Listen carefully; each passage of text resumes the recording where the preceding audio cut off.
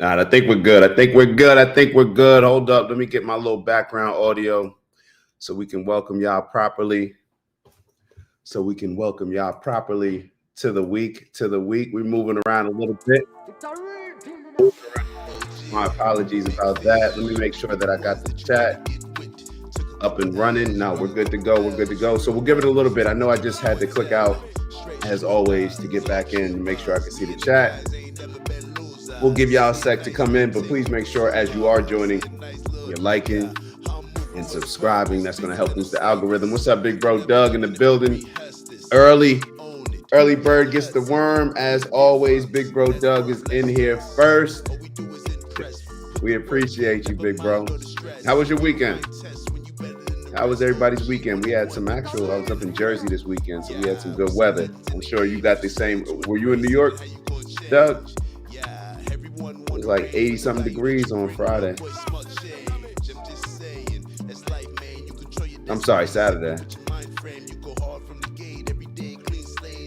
We got a full show that I was up until about 10 minutes ago, I was still finalizing all the stuff just because we had a couple stuff pop up on us. Last second. We are here. Let me make sure that I'm getting this right. We are good to go. Shout out to big bro Steve in the building. What do we got for today? We got a lot to cover. So we're going to be all over the place. We got some stuff on, let me get rid of that. We heard the music. We got some stuff on Jemelle Hill. It seems that CNN is bringing on a lot of former ESPN sports type of people. They bring in a lot of others like Van Lathan like that. So they bring in a good amount, but it seems like Carrie Champion. Well, she hasn't been on lately, but Jemelle Hill. Yeah, she's, I guess, filling that role. So interesting convo with Jemelle Hill. We're going to learn a little bit. Why do I keep saying heel like that? I don't know, but we're going to learn a little bit more about how much your doctor, that's right, how much your doctor may have been compensated by trying to tell you to go ahead and get that jab in 2020. And the only reason why we're talking about it now is because I truly believe that if we don't address it and if we're not informed, if we don't prove that we have addressed it, it's going to show up again. Right? It's just like in sports. If you continue to make the same mistake, that other team is going to continue to run that same play until you defend it. And I think when it comes to them trying to put together the next, whether it's going to be the bird flu or whatever else type of flu they try to turn into the next C-19, I think we have to have the right mindset going into it, or else we are going to be fearful still. I mean, the fear is always going to be there. Obviously unhealthy, so that feeds into the fear. And then just from a knowledge standpoint, if we don't have that understanding, we're going to fall into that same trap. So we're going to talk a little bit about that. Madeleine Albright, I'm not sure who she is, but there's just a video that I need to play for y'all. This video I actually meant to play a couple shows back, but I just want to play this video because it's clear that certain people on this planet just think that their lives are more important, whether they're chosen, not chosen. There's certain people on the planet that believe that them and their group of people is superior to others. And I'm going to show y'all a video to prove that. And also, more importantly, maybe than proving that, because a lot of y'all, that may not be groundbreaking, earth-shattering news. But I think there's a convo that needs to be had, because I think it allows us to shape a proper perspective on things and maybe the things that we need to address moving forward. So we'll take a look at that video. Jasmine Crockett, we got another cool little clip from her. She is truly a Black woman. That's what she's standing on right now. Okay, whatever that means. In NY, but chilly here. All right, so I'm going through the comments as well as telling y'all what's on the show. Maya in the building. Happy Monday, Maya. And Professor, good glorious morning, Grand Rising. All right, so let me finish off with what we got for today. We got a little bit on Byron Donalds, a little bit on Rabbi Shmuley. Apparently, he believes that he, as a Jew, this is his words. I don't even understand the context, but it's not even about that. But apparently, he is more powerful and stronger than God. So we're going to take a look at that. Byron Donalds, he attended an anti-Tesla rally. That was pretty funny. We got an old I believe we have an old Senator Schumer video. I don't even know if it's on. I don't have a YouTube or X next to it, so I may have scratched that one. We may get into a little bit of this Eric Adams interview with Laura Trump. We got an update for y'all on Tish James. That's right, the Attorney General of New York, the one that's now being accused of fraud for fudging some numbers in order to save some money and when purchasing a property in Norfolk, Virginia. We're going to talk about that. Austin Metcalf's dad, Jeff Metcalf. Matter of fact, yeah, we got to stop saying, well, I don't know. It's like I didn't even know his father's name. And his father, I believe, can play maybe playing the most important role out of anybody in America right now. His dad. These things that I found out about, I didn't know that he tried to attend, or he did attend, the press conference for Carmelo Anthony, and I'm going to show y'all what happened.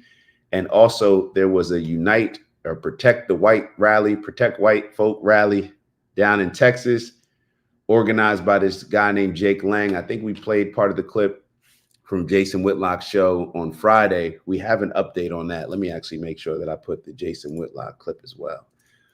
2 different clips. Let me write that. 2 different clips. Y'all make sure I remember that. But we have an update on that, and I'm so happy. I'm so happy how this rally turned out. I'm so happy, but I'll get into exactly why I'm happy a little bit later on. Apparently, there's a black pastor telling the folk to be less emotional, to remove ego, and if you remove ego and think more logically, that'll prevent us from being shot by police. So we're going to get into that a little bit.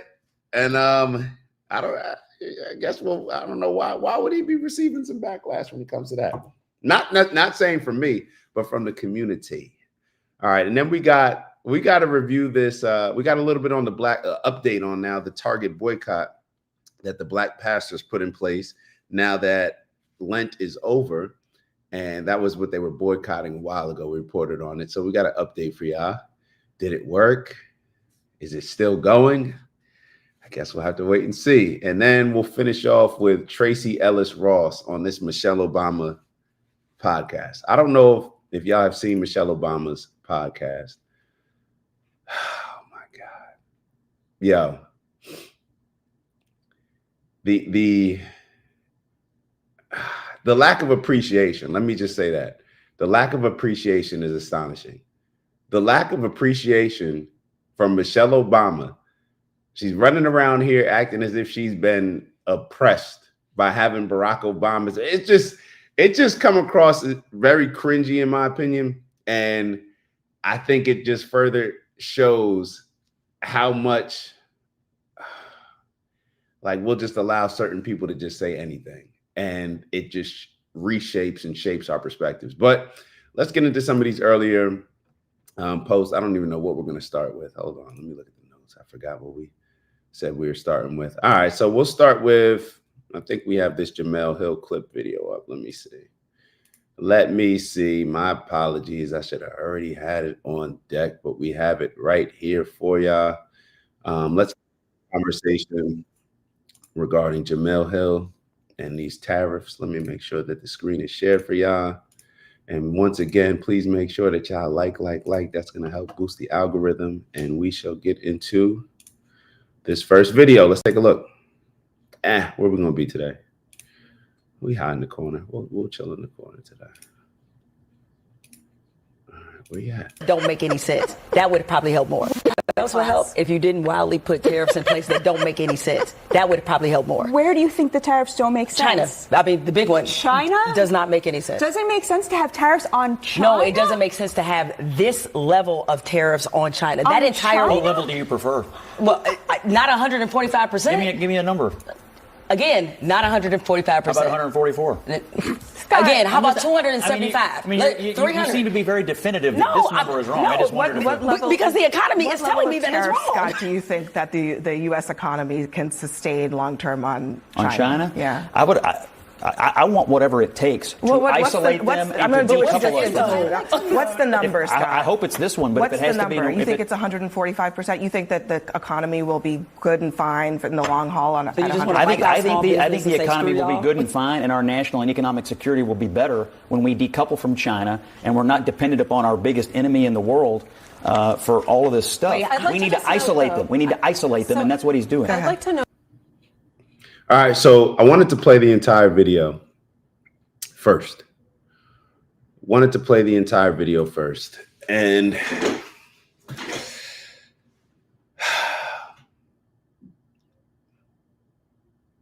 I had a conversation over the weekend about with a Democrat, with a liberal, somebody who definitely leans, a family that was probably very disappointed that Donald Trump won. And I was talking to my buddy, and he surprised me with his outlook on some of the tariffs. He was actually for them. And I was very impressed by his response because it seemed as if he removed a lot of the emotions from the conversations around tariffs, a lot of the talking points that we hear from the mainstream liberal outlets. And he was able to just actually process the tariffs. He even recalled on some of the conversations or videos that we've shown on here with Nancy Pelosi, Bernie Sanders, them calling for tariffs to be used in order to bring back manufacturing, in order to not have the deficit with China, which is obviously the hugest one. I remember, I think from the Nancy Pelosi video, if I'm recalling correctly, the amount of stuff that we sold in China afforded us 170,000 worth of jobs, 170,000 jobs. And what China sells to us provides them 10 million jobs. Now, this was in 1996, I believe. I'm just going off the top of my head.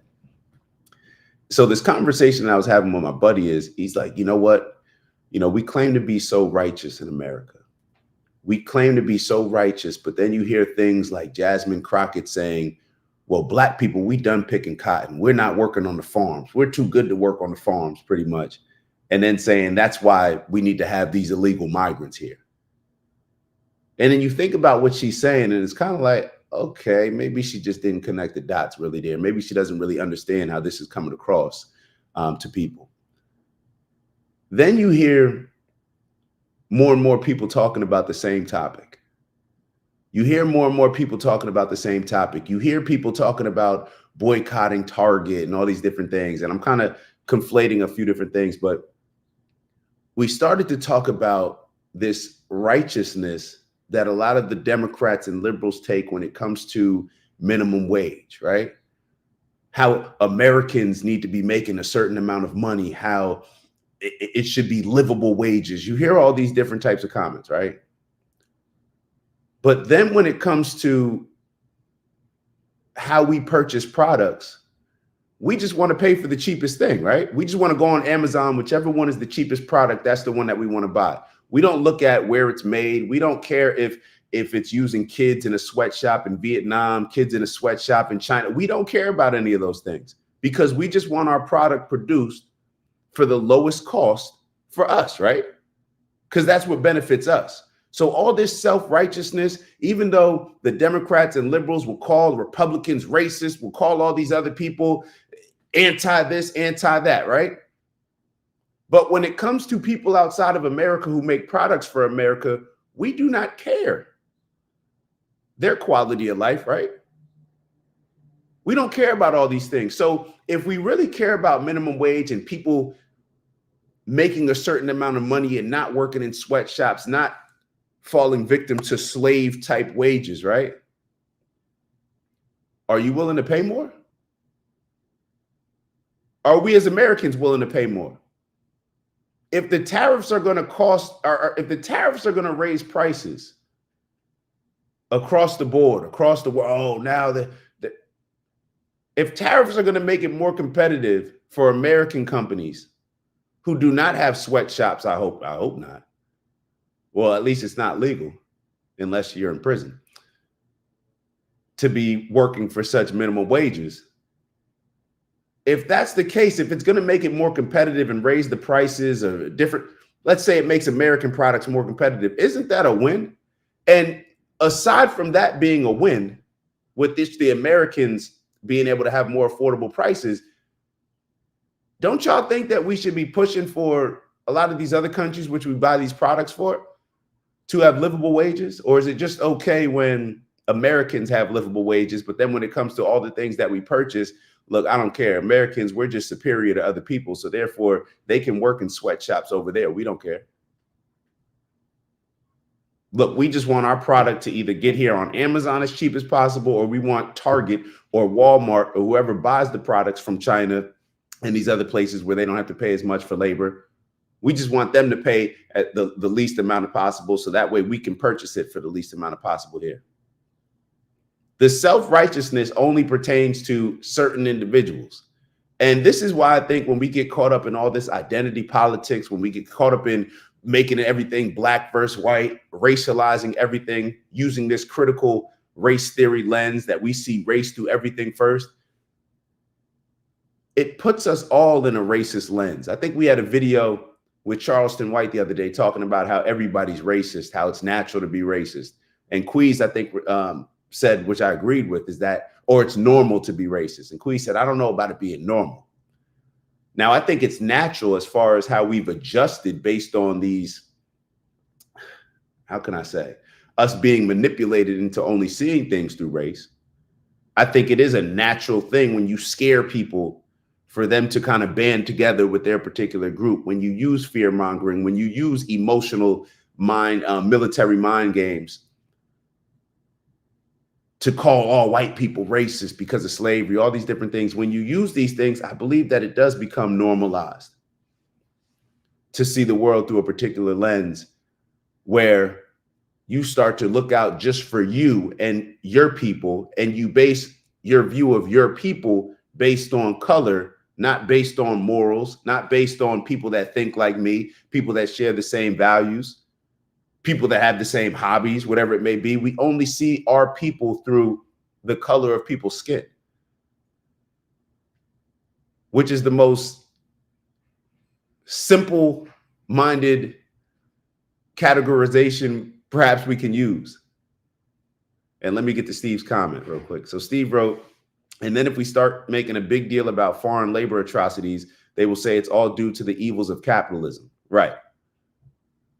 So it's like we want to be able to purchase products from people that use slave labor and pay slave wages, as long as it's not Black Americans, right? As long as it's not the liberal Americans that suffer from it. But then those same people that stand up and fight those battles, like a Jasmine Crockett and all these other so-called leaders of the Democrat Liberal Party, it's okay. It's okay. We see Jemelle Hill sitting here. And this is what's so funny. I'm going to go through this Jemelle Hill video once again because I wanted to play the entire thing out first. But I had a couple comments on it. Her response to Scott Jennings, or response, I'm not even sure who she's speaking to in this particular response, but when she says the economy is telling me it's wrong. So she's saying she's justifying the tariffs being wrong because the economy is not doing well right now. Let me remind y'all, Trump has been in office about 100 days. The tariffs have been in place. I mean, he may have started threatening them before, but I don't know if they've been in place for actually 30 days. And because she's looking at the economy right now, can you imagine working out? You're obese. I hate to always use this example, but it's just the one that makes the most sense. Can you imagine you being obese and unhealthy? You've been unhealthy for 20, 30, 40 years, right? That's why Nancy Pelosi and Bernie Sanders were making these comments about tariffs and how we need to put them in play. In 1996 and 2008, I think Bernie's was, or 1998 and 2006. Y'all, look. Y'all know what I'm referring to. Imagine somebody obese who's had terrible eating habits, didn't work out for 30, 40 years, working out for a month, and them saying, oh, nah, this ain't working. This ain't hitting. Nah, this ain't working. I didn't lose all that weight. This is failing. This isn't working. This is what short-term like short-minded. When you think short term, this is what you end up making decisions based on, not what's best for the long run. We've talked about this countless times. She is literally given the reason why the tariffs are not working because the current state of the economy. With any change, you've been unhealthy for 30, 40 years, haven't worked out, been eating unhealthy, and then you switch it up for 30 days, your body's going to go through some changes because you've been addicted to all that terrible processed, sugary food, salty food. Now your body, you're eating some fruit, you're eating healthy, you're eating whole food, you're eating real food. Now that your body's going through something, now you're like, oh nah, my body is calling me to have more Fruit Loops. It's withdrawal. It's just like any other drug. Imagine if somebody trying to get off of their addiction to heroin was going through that withdrawal process and said, look, my body's calling for the heroin. That proves that my body needs it. They're only thinking in the short term. They're not thinking long term, the damage that has already been done. And now it's going to be maybe a little bit of a painful process in order to move back in a better direction. Let's listen to what she said again. Let's listen to what she said again. I think it's worth just hearing again. That would help if you didn't wildly put tariffs in place that don't make any sense. That would probably help more. Where do you think the tariffs don't make sense? China. I mean, the big one. China? Does not make any sense. Does it make sense to have tariffs on China? No. It doesn't make sense to have tariffs on China, even though China has had higher tariffs on us. Just think about that, just from that standpoint. Remember, like, keep in mind, whenever we talk about this tariffs, remember, Trump's original goal of what he set was reciprocal tariffs, which means, hey, we're just going to charge y'all the same tariffs that y'all charge us. And he didn't even do reciprocal. And a lot of people were pissed off that he didn't keep his word on the reciprocal tariffs. So then he went like half of what they were charging us for a lot of these countries. And she's saying that it doesn't make sense. But then China is beating us. The one country that she points out that it doesn't make sense to have high tariffs on in order to leverage deals, we don't want their products. We want to figure out other countries we can have deals with because we probably shouldn't be importing the majority of our products from the country that is our biggest potential enemy. The country that all these different presidents and politicians say, hey, you know, this country is trying to take over. They're stealing our intellectual property. They're doing all these different things. Oh, that's the country that during 2020, when we have a virus outbreak, we need them to send us our masks. We need our pharmaceuticals to come from them. Like, does that make any sense? But because she's looking at the economy right now, and that's what a whole lot of people do. My 401k is down. This is terrible. It's been a week. It's been 2 weeks. It's been a month, even if it's been a year. How long do you think it should take to fix a problem that has been here for 30, 40 plus years? How long do y'all think it should take to fix? And this goes back to my initial point that I had last week. It's like we will get more upset and we'll have more of a microscope on Donald Trump going about trying to fix a problem that has been effed up in our country for a significant time period, 30, 40 years. We'll get more upset with that when it comes to the tariffs. We'll get more upset with Donald Trump, how he's going about deporting people. And because he doesn't have a perfect record and he made a mistake, or people are saying with one person, we will critique him to the fullest degree, but then give Joe Biden and Kamala Harris all the grace in the world, the people who actually caused the problem. Donald Trump fixed it the first time he was in office by slowing it down with his executive orders. They get in day one, get rid of his executive orders, and incentivize people to come here legally. And we're more upset with Donald Trump than we are in the grace that we give these people. Let's keep going. It doesn't make sense to have this level of tariffs on China. That entire what level do you prefer? Well, not 145%. Give me a number. Again, and that's the thing. When you ask somebody, and this, I had a convo the other day, Vons, I'm still waiting for that call back. Vons. You told me twice you'd call me because I wanted to have the conversation. Let's talk about the policies that you disagree with. Let's have that conversation. But what I'm realizing is when you have a conversation with these people on the liberal side, on the Democrat side, Not singling out bonds. It's not just bonds. It's literally, it's the position that y'all learn. Y'all came into the debate class and the teacher keeps giving y'all these hard things to debate. Tell me why boys should be playing sports against girls. Tell me why we should have tampons in boys' bathrooms. Tell me why drag queens should be reading books to kids at the local library. Tell me why we should bring in all of these migrants into these cities that already don't have the infrastructure to take care of these people living in poverty in a lot of these areas like Chicago, like the Bronx. It's not all y'all fault, but it is your fault when you continue to argue these silly and senseless agendas. So whenever you ask somebody like, oh, Donald Trump's doing this, Donald Trump. Okay, so we both sides have identified that a lot of these problems that Donald Trump is going about trying to fix, whether it's the tariffs with the deficit that we have with China, whether it's the illegal migration, these are problems that people, both sides, Democrat and Republican, have been talking about for a very long time.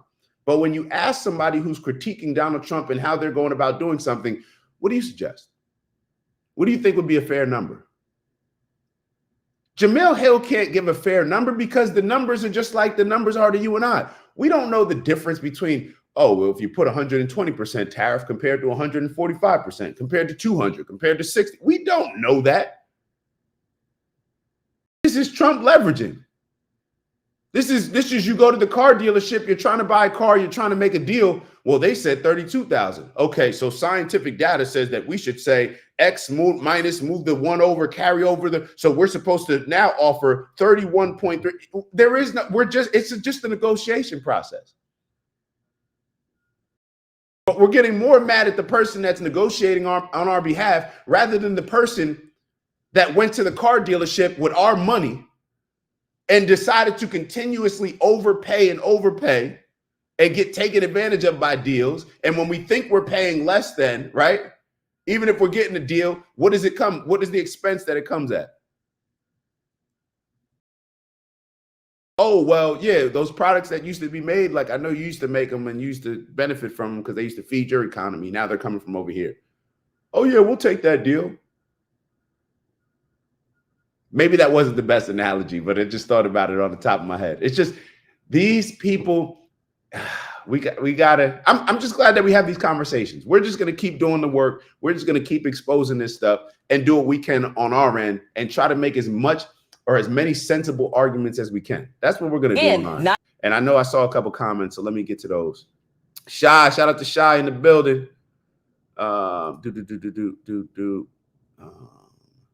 All right, hold on. So Queez wrote, society now is like a microwave. We want results right away. It's insane. It's insane. And I don't know how I attach this, Queez. I don't know about you. I attach this to this whole victim mentality. We are like babies.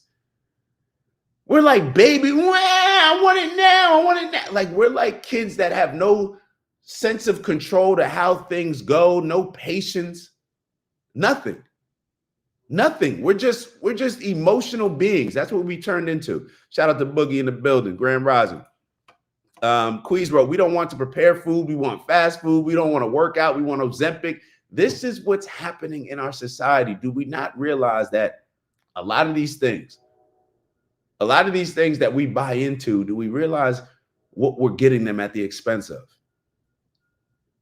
Do you realize when you take the Ozempic and you lose the weight that way, you realize that you don't get the same impact from actually working out that you would get if you were actually doing the workout. You don't get the mental health benefits, which was one of the biggest things. When you talk to people that work out on a consistent basis, you ask them, what's one of the biggest benefits? It's mental health. We all want to talk about mental health. You want to talk about mental health, but then talk about Ozempic. See, the health at least is, hey, take it or leave it. What I'm saying, it's just my opinion. Health is a comprehensive thing. You don't just separate, oh, well, this person's mental health is over here, their physical health is over here, their diet is over here. All of this stuff is connected. Their spiritual health is over. Everything is connected. So if you look terrible in one particular area, it's probably impacting other areas. And you don't get better by taking a pill and having a fast fix. You actually get better by going through the journey, developing the habits that it takes to be healthy. Building the endurance from high intensity training, let's say. If you just take Ozempic and you lose weight, your body's looking soft, you haven't developed any muscles, you haven't improved your cardiovascular, you haven't tapped into the mental health aspects of it, like none of these things. You haven't gained the endorphins and dopamine that happens when you work out. None of these things. The dopamine, that's the feel-good effect of working out. That's what makes you feel good about life. That's what people tap into when they say, oh, this improves my mental health. But we are so limited in our thinking. Steve wrote, she's spouting party narrative, but she has no real knowledge base to speak from in order to form a strong argument to prove her point. I agree 100%. She's just talking. That's why sometimes you should just turn it over. Sometimes instead of arguing with people, we should just say, that's interesting. What do you suggest? You're telling me all these things that I'm doing wrong. Cool. Yeah. Okay. I bet. What do you think? What do you suggest? Crickets, right? That's what always happens. Queez wrote, Steve, that used to work, but people are more informed now. Now you need to be able to support your stance argument. Hold on. Let me, Queez, you are dead on. But she has no real knowledge base to speak from in order. Steve, that used to work. I may have missed something, but yeah, all right, good. Y'all keep the convo going in the chat. Y'all keep the convo going in the chat. Let's keep going with this. Let's keep going. Where you at? Not 145%. How about 144? Again, how about 275? You seem to be very definitive that this number is wrong. I just wondered because the economy is telling me that it's wrong. Scott, do you think that the U.S. economy can sustain long term on China? On China? The economy is telling me it's wrong. Which came first, the chicken or the egg? Right? Man, we cannot allow the economy. Like, this is what gets me so much. It's like this is the same group. These liberals, the ones that claim they're for the middle class, for the working people in America. How are you for the working people in America when the only jobs or the majority of jobs that you guys want to create and focus on are government jobs? That's just taking taxpayer money and paying people. We don't want more of those. We want private jobs being created in the private sector because that's not money that's coming out of our pocket. When private people make money, they actually pay taxes to the country, right? So they're paying to the country, right? They're giving the government money, right? To supposedly spend on all these things that we need to improve, whether it's roads, whether it's this, right? But when we just rely on government jobs, what are we paying people for? That's why they don't care when they spend money at the veterans hospitals and all this stuff. When stuff is run, they're not spending their money. They don't care about it. They're just printing more money or spending our money. Let's keep going. Yeah. I want whatever it takes to isolate them and to decouple us. What's the number, Scott? I hope it's this one, but what's if it has the to be... You think it's 145%? You think that the economy will be good and fine in the long haul? I think the economy will be good and fine. And Did you hear what she just said in the background? Something about some small businesses and screw y'all. Let's listen to I hope it's this one, but what's if it has the to be... number? You think it's 145%? You think that the economy will be good and fine in the long haul? I think the economy will be good and fine. She said something about small businesses.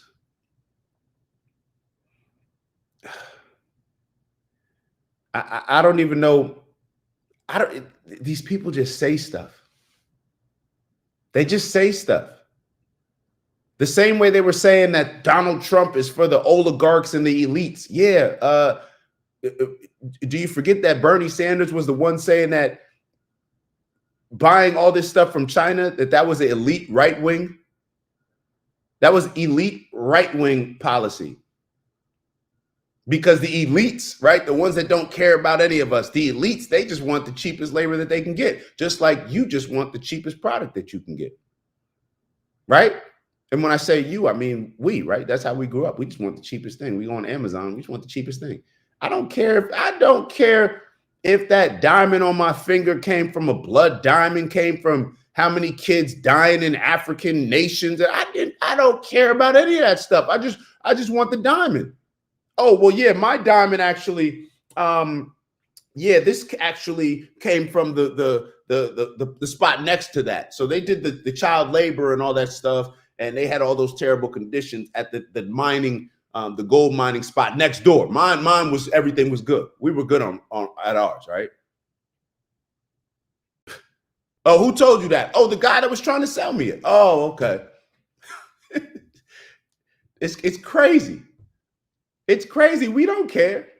We don't care. All that self-righteousness, it goes out the window as soon as we leave the country. As soon as we leave the country, right? As soon as we're talking about people that are not in our group, all that stuff goes out the window. We do not care about sweatshops. We do not care about certain people picking cotton, working on a farm. Like Jasmine Crockett said, we need these migrants here because our homes aren't going to be able to be built for these cheap prices. So now the price of our homes is going to go up because we can't go to Home Depot and pick up some illegal migrants and just pay them, $2 an hour, $5 an hour, and a sandwich. That's why. Oh, I want to pay them $5 an hour and a sandwich. Oh, when it comes to making, okay, I get it. I got it. And our national and economic security will be better when we decouple from China and we're not dependent upon our biggest enemy in the world for all of this stuff. We need to isolate them. We need to isolate them, and that's what he's doing. I'd like to know. I agree. We need to isolate them and make deals with other countries. The seller, right? Isn't this what we're learning from? Hold on. Isn't this the black pastor target DEI method? We're going to remove our purchasing power, right? As the customers, as the consumers, we're going to use our purchasing power to not shop at Target. So Target has things that we deem are more fair for black people, right? So we can understand that, Jemelle Hill, because she's definitely on the blackety black when it comes to that. We can understand that, but we can't understand leveraging our buying power when it comes to China to have more fair practicing and more fair trade with them.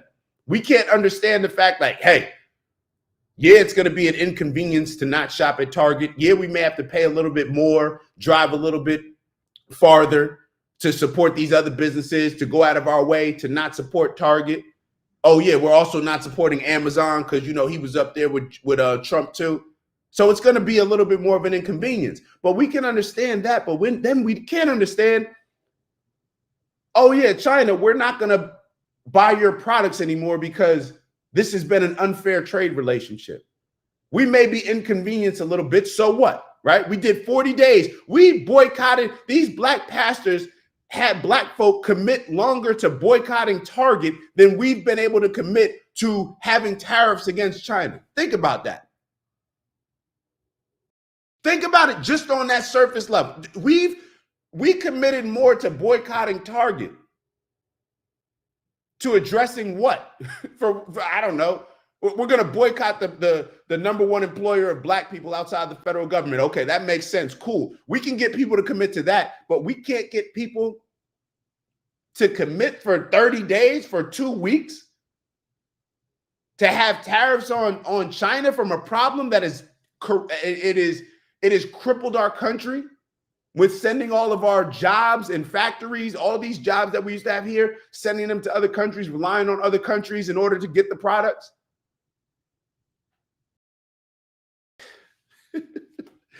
Oh, man. Steve wrote, we have been riding in the ditch for decades. It's going to be a bumpy transition to get this bus back on the road. I agree. All right, let's continue. I think the next video we have is the doctor that's talking about how much money some of these doctors made off of this vaccine, or potentially could have made. All right, so let me get the screen share for y'all. Switch it up on the first go around. Did not push the vaccine. You were told if you had pushed the vaccine for your patients, say you had pushed 6,000 people who were your patients at that time to get the COVID vaccine, what would have been the income to you? Yeah, so Blue Cross Blue Shield had an incentive program to get doctors to administer these shots. And under that incentive program, if I had vaccinated the 6,000 patients that I treated for COVID, I would have made $1.5 million. Did not push the vaccine. You were told if you $1.5 million. $1.5 million. And I don't know if y'all been keeping up with the whole Dave Smith versus Douglas Murray conversation on experts, the experts. Where there's a lot of people that are saying that we should trust the experts. The experts are compromised. The experts are compromised. Those peer reviews that y'all read, those white papers that y'all read, those journals that y'all read from doctors that are supposed to give objective, non-biased opinions on certain products, on certain pills that you're taking, certain drugs, they're getting funded by the drug companies. So I know all of us in this chat are self-righteous. You know, we're good human beings with integrity and a great moral compass. But I'm talking about for everybody else. We can understand how people, if they are incentivized to make more money, you can rationalize you doing something that, well, everybody else is doing it. Even if I don't sell the product, even if I don't push the product, still the majority of Americans are gonna take it. You know, still, even if I don't push it to my patients, you know, they're probably still going to take it anyway. So I might as well push it, get credit for it, and at least make some money off of it. I'm just showing y'all this to let y'all know, or to let us all know, to get reminded of when they try to push this, when they try to do this on the next go around, wake up. Wake up. We vilified all these people, a lot of people in your life that lives that were given conflicting information compared to what Fauci and a lot of these other experts were putting out. We disregarded them, right? We totally disregarded them. And what did everything prove, right? What did everything prove? The experts said that, oh, we should go to Iraq and have a war. The experts. It's always the experts, right? All right, so what is Steve, right? Experts have a price too. Woo, that's a good one. I agree. Experts have a price too. Just like you got to pay to get that degree, you got to pay sometimes to get a lot of these other labels that we put on people. What's considered an expert, right? So maybe think about that the next time you go and put something in your body because the experts told you to do so. And the experts just happen to be collecting royalties like Fauci was collecting royalties from pushing a particular product. So I don't know what you want to do with that. All right, let's move on. Let's move on. Do I want to go that way? All right, cool. Funny video with, we'll look at this video with Byron Donalds. Hold on. Let me make sure this is shared. All right, boom. All right, we got this shared. Let me move over. Let me move over for Byron, my dog Byron. All right, so Byron Donalds, congressman, Florida, running for governor, already got Trump's stamp and endorsement. He decided to attend the anti-Tesla rally to see what the people are talking about, see what they're complaining about. Like Byron said, he doesn't duck any smoke. He doesn't duck any smoke. Still waiting on that debate with Jasmine Crockett, but let's continue. Where's your district? I'm trying to figure out what it is you guys are actually doing. Nazi. You do realize that Nazis don't like black people, right? What do you want us to agree on? Congress, because I was just in D.C. on Monday for Trans Day Visibility, and I would like you, as a member of Congress, to rise up and support LGBTQ plus youth and stop this insane attack on our children who know who they are, because you're a fascist. You're a trace. So, because I do not believe in the mutilation of children, I'm a fascist now? And I asked you a question. I asked you a question, and then you said you don't agree with me? My children. I asked you a question. You call me a fascist? You call me a race traitor? And you want me to agree with you? What are you talking about, ma'am? Are you against electric vehicles? I am against the Republican Party of Florida for having control of the governor's mansion for 25 years. What policy? Okay, so I didn't interrupt it for the first 50 seconds. I just rewinded about 10 seconds. So maybe the first 60 seconds. Listen to what Byron Donalds is getting ready to ask him. This is what happens. What did I say earlier? You asked him, what policies do you disagree with? It's always the Nazi, the racist, the anti-Semitic, all this stuff. What do you disagree with? What do you actually have a problem with? What's the substance of your argument? What are you talking about, ma'am? Are you against electric vehicles? I am against the Republican Party of Florida for having control of the governor's mansion for 25 years. What policy in Florida the last 25 years that you don't agree with? All right, what I believe you should do right now is study the law. But sir, I spent 4 years in the legislature. And that was I wrote some of the laws. I know you So wrote some of the laws. I'm asking you, which one? All right. They're too many to name right now. Last question. Seriously, last question. Give me your last question. New York or Florida? Which state is governed better, New York or Florida? It's clearly New York. Why don't you live in New York? Why don't you live in New York? All I'm gonna say is, you see him looking around? Come on, bro. Come on, bro. Because I live in Florida. People choose Florida. They've been coming here more than going the other way. When you vote with your feet, it matters. I'm going to come to your district and register a lot of poor people. I'm going to register them. I'm going to get the felons that have had their voting rights taken away that don't even know they can vote still now. I worked on felons' voting rights in Florida 7 years ago. You ready? I'm going to come to your district. I'm going to register so many people. I have nothing but time. Do you remember the amendment about restoration of voting rights? You ready? I endorsed it. I supported it. Big Byron. I'm trying to figure out who are the Nazis now. I think you guys, I don't understand. I'm a Nazi? What are you talking about? Show the Nazi salute that Elon gave. What do you mean? Which one? You do it. No, you do it. I'm trying to figure out who are the Nazis and where are they? Oh, the Republicans are the Nazi party. Why do you say that? Because they supported Nazis. Who's a Nazi? Elon Musk is a Nazi. Based upon what? Based on the Nazi salute, the not saying he didn't do it? Why did he not the Nazi?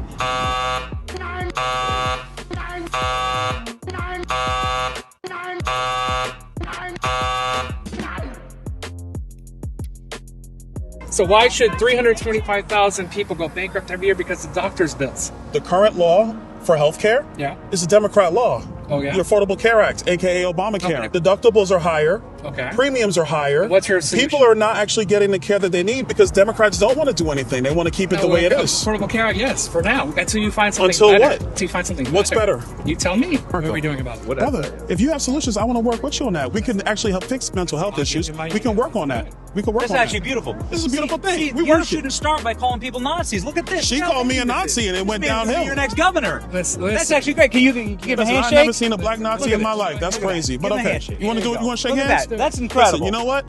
Can I get one quick thing? Can you apologize to him for calling him Nazi up to his face? I don't think you're a Nazi right now. I promise you I'm not a Nazi at all. No, what I am, I'm a conservative. Hearts and minds, man. Hearts and minds. baby. Hearts and minds. Incredible. Yeah. Big Byron coming to Florida. Come on, baby. Y'all know as a Florida resident, I get to vote on this. So, yeah, we rocking with Byron, bro. That's the energy that we on. Pull up to people. Pull up and have conversations with people. Because I think, hold on, we just saw Honest. Shout out to Big Bro. We just saw Big Bro Honest right in the chat. Have you noticed how their volume gets louder when their ignorance gets exposed? And what's so funny about their volume getting louder, their volume actually gets lower, right? But it just speaks louder volumes. You get what I'm saying? So it speaks volumes when you hold the mic to somebody and say, hey, what do you disagree with? You saw the guy over there. He's looking around like doesn't have anything to say. Doesn't have anything to say. And that is what happens. That's what happens. Byron is pulling up to the protest. This is a home game for y'all. Y'all already got y'all protest cool. So y'all should already have y'all talking points. You should actually understand why it is you're standing out here with signs. And then when you ask people questions, now they may have picked and chosen, certain people to highlight in this video that more portrays their narrative. But you see with those people, I didn't see that there was a lot of other folks, rushing to give their feedback and their takes, but instantly it's like, you're a Nazi. Instantly. And that's what, and you know what's so funny? You know what's so funny? Remember how we talked about black people when it comes to DEI? Hold on, let me change this.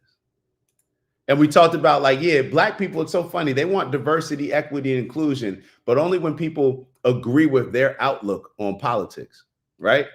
You don't want DEI if I disagree with you, because any black person that's in politics that disagrees with the Democratic liberal agenda, if you disagree with something, if you don't align with us 100%, we're disregarding you, right? We're going to Eric Adams. We're going to put a case against you. You're a coon. You're not like us, right? Jasmine Crockett. Oh, well, maybe Byron Donalds thinks that because of his white wife. Okay. So we want diversity, but not if people disagree with us. Got you.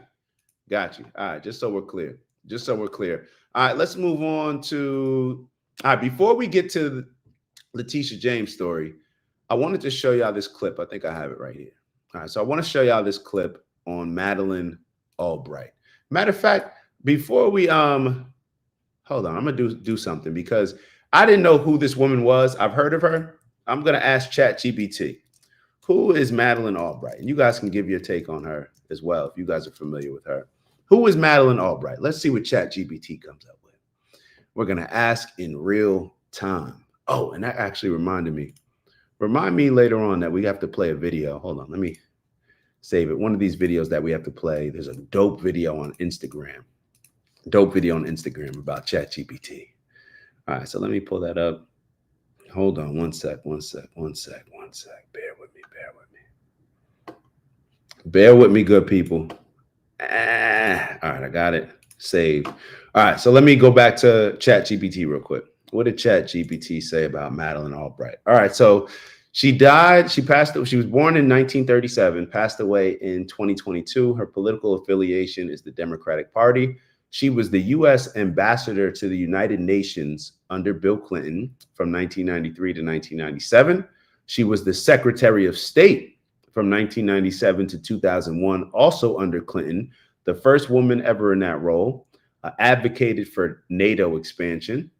So NATO, why is that, top of mind? Because obviously a lot of the issues between Russia and Ukraine, they stem from Ukraine wanting to join NATO. It says that she took strong stances on human rights and U.S. intervention abroad. Her legacy is a vocal advocate for democracy, women's rights, and global diplomacy. Let's hear that again. This is her legacy. A vocal advocate for democracy, women's rights, and global diplomacy. She's known for her sharp wit, powerful presence, and symbolic brooches.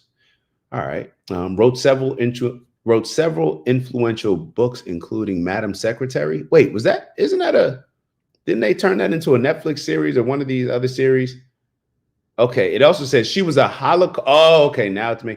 She was a Holocaust refugee, having fled Nazi and communist regimes, which deeply shaped her worldview and foreign policy stances. I'm going to read that sentence again before I play this video. She was a Holocaust refugee, having fled Nazi and communist regimes, which deeply shaped her worldview and foreign policy stances. The reason why I repeated that and even slowed it down is because what have we been talking about? Perspective versus perception. A lot of us, the majority of us, we believe the world is as we see it through our lens and through our limited experience. That's how we shape our perspective of the world. So if something happens to us, we're going to just look at it from our perspective, very selfish perspective, just in the actual sense of meaning of the word. We are not looking at it through another person's lens. We do not have empathy in seeing a different perspective. So I'm setting the table as we get ready to play this video that was on 60 Minutes. Let's switch real quick. So Madeleine Albright, I just gave y'all her credentials, and you guys tell me what you think about this short 23-second clip. We have heard that 500,000 children have died. I mean, that's more children than died in Hiroshima. And is the price worth it? I think this is a very hard choice, but we think the price is worth it. I'm gonna play that again. We have heard that 500,000 children have died. I mean, that's more children than died in Hiroshima. And you know, is the price worth it? I think this is a very hard choice, but we think the price is worth it.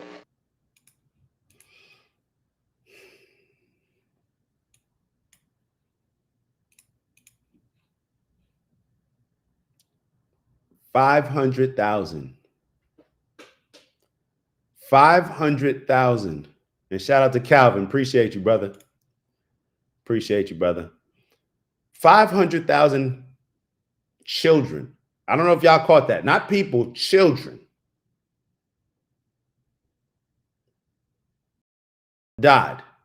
And she asked this lady, I mean, is it worth it? Could you think of anything? Hold on, let me get big on the screen real quick. Could you think of anything that would be worth 500,000 children dying? Could you think of anything right now that you would find that you could justify 500,000 people dying? And let's be real.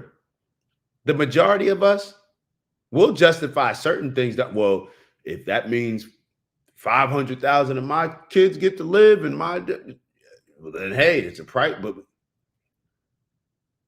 some people may even be evil enough to think like along those lines. But to go on 60 Minutes after or before or after, I don't even know when this clip is. Hold on, let me see when this interview is. Let me see when this interview is. I'll tell y'all why I want to know. This was May 12th, 1996.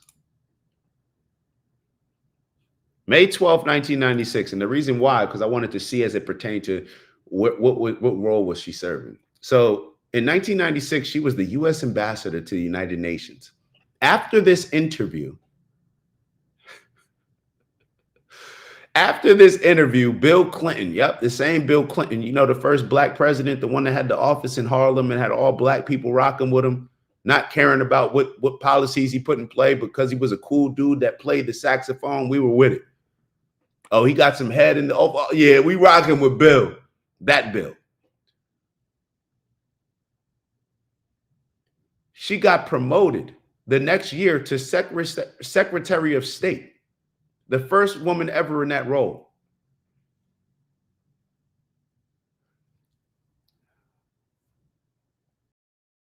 And we wonder why these presidents, a lot of the ones that we love the most, right? Bill Clinton and Barack Obama.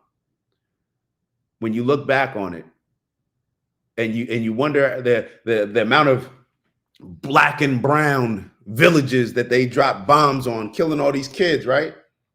I mean, at least Barack, right? I'm not as familiar with Bill Clinton's background on dropping the bombs, but I know that Barack Obama, the deporter in chief, right, deported more brown people than any other president, right? Dropped bombs on more brown people than any other president, or at least one of the. I believe it was more than any other president, but for this conversation, we'll say more than the majority of presidents are. Right? I'm sure somebody in the comments will say, well, it was more than any other, but cool. If I don't have it right in front of me and I can't recall it in my mind, it's hard for me to say. Madeleine Albright. 500. So when we think about our country and who we have allegiance to, and then certain things that we see happening throughout the world, and let me move specifically into the Middle East, right? Does it make us wonder why people are just okay with killing certain types of people and valuing certain lives more than other lives? Are we surprised by this? I'm just asking.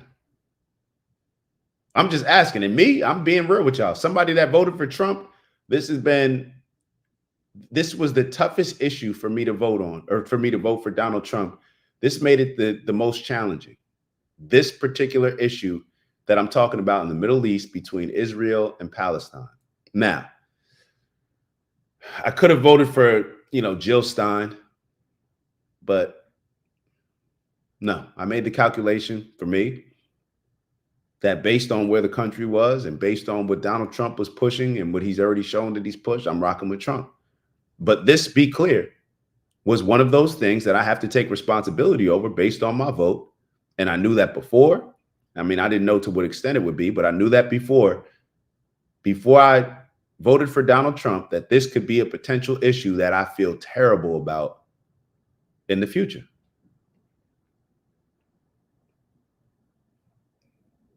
Got to be real. Got to be real. Now, I could sit here, and I'm only going to say it for these reasons, right? I could sit here and say, well, Kamala Harris, she wouldn't have done anything different. Still, she would have, the only thing that Joe Biden and Kamala Harris would have done differently is they would have gave the Palestinians a last meal, some sandwiches and chips before they were bombed, right? Give them some food aid, but give the weapons to Israel, right? Okay. I'm not going to do that. And even me just doing it, I promise you, I'm only saying it to make a point. I don't know what they would have done. Me saying what Kamala Harris would have done, I don't care if it showed in the past based on certain actions. Well, I do care, certain actions that they showed to back up what I just said as far as giving this group food and then giving the other group weapons. They did do that, but it doesn't matter as it pertains to who I voted for. So I knew that this was going to be an issue, and I have to continue calling it out just like anything else. I have to continue calling it out just like anything else. It is very clear to me when I look at the issue between Israel and Palestine that America and the American government believes, I'm not going to say exactly what Madeleine Albright just said in this video, but they believe that Palestinian lives are not as important as Israeli lives. Is that like earth-shattering? So for me, I got to call that out, right? I just talked about the tariffs and what I love about Trump. Now I got to call out something that I am totally uncomfortable with. And I wish more people would just be honest about calling stuff out just based on the policy instead of just aligning themselves with a particular group and being the yes man for the Democratic Party, or the yes man for the Republican Party, or the yes man for this person, this individual that you look up to because you idolize them. Nah. Ask me how I feel about a particular policy. Would I still vote for Trump over? Yes, I would. As of right now. Now, depending on how things go, maybe I'll change my mind. But I'm going to always be transparent with y'all. It is what it is.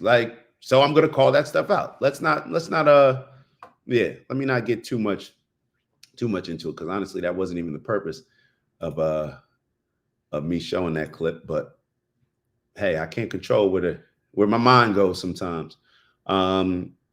Listen to this clip, actually. And this actually is the reason why. And you know what sucks about all this stuff? What sucks about all this stuff is how you can have these small situations occur that make a big impact in relations and race relations in the country. This is why I'm so pissed off about this Austin Metcalf and Carmelo Anthony situation, about how adults are responding to it.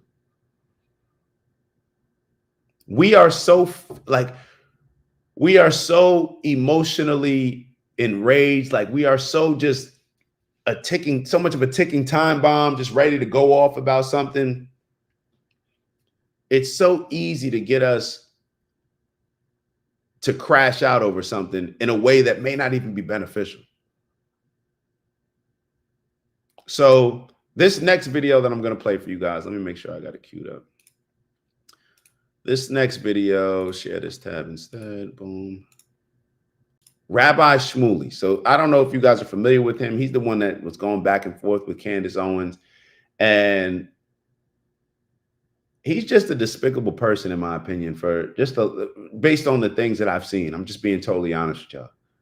If I hung out with him, maybe, I don't know. People say that people could be different. But based on what I've seen, I don't like it. I don't like how he carries himself. And what I was going to say, as far as the worst part of all this, and what we all have to be careful of, is judging the majority of people off of maybe the few, right? You can't judge the majority of people off the minority. But one thing that I will say is that when the majority of people are silent and don't call out the minority, then you can't be mad when you get lumped into that category. Just like me. If I'm not sitting here calling out the things that I dislike with what's going on between what looks like to me is a genocide on Palestinians. Now you can argue, I'm telling you what it looks like from my view. Now I know I'm not an expert on it, but I'm just telling you what it looks like. So as somebody who voted for Donald Trump, and my tax dollars go to funding a lot of these wars and killing a lot of the Palestinians, I have to speak on that, because if I don't speak on it, then that's corny. That's just acknowledging. That's like not acknowledging certain wrongs just because you want to prove to yourself that who you voted for was right and justified, and it doesn't matter what they do, I'm just going to agree with everything they say and do. Nah, that's not happening. That's how we get into the same position that we're in right now. That's how we get into these positions that we're in right now. So, and I keep forgetting to make the point. The point that I'm making is, and maybe I'm just maybe I need to personalize it to drill the point home a little bit more. I try not to let what's happening between Israel and Palestine affect my personal relationships with certain people that I have in my life. But it does become hard when it becomes prevalent that just like I'm willing to acknowledge certain things that I dislike about the person I voted for, when you're just defending, or you can only see the world and see this particular conflict through a lens that is selfish to you, your perspective, your people, to where you totally disregard the other group. That's a problem for me. And when we continue to allow that and not speak out on certain situations like that, that's when you get a Madeleine Albright, who can go on 60 Minutes and feel comfortable in her position as a UN ambassador, eventually the Secretary of State.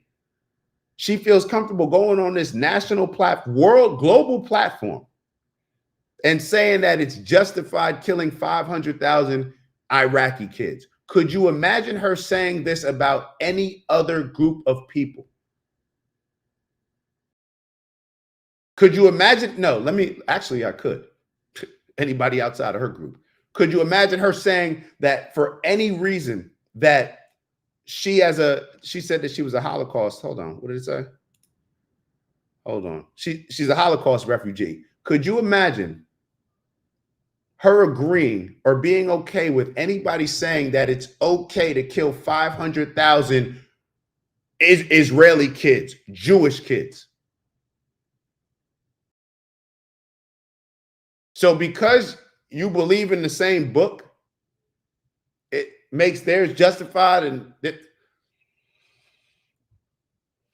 shame on y'all if y'all not speaking out about this stuff, because it's wrong. It's humanity issues. It's not. This is wrong.